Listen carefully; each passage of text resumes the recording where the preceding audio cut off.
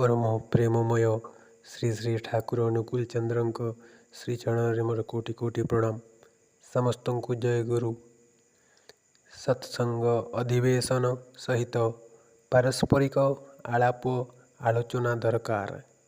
श्री श्री ठाकुर सत्संग अधिवेशन गुड़िक जदि निर्मित हुए एवं सेठारे पारस्परिक आलाप आलोचना हुए ताहेले तार भितर देई अनेकटा संचारित होई पारे।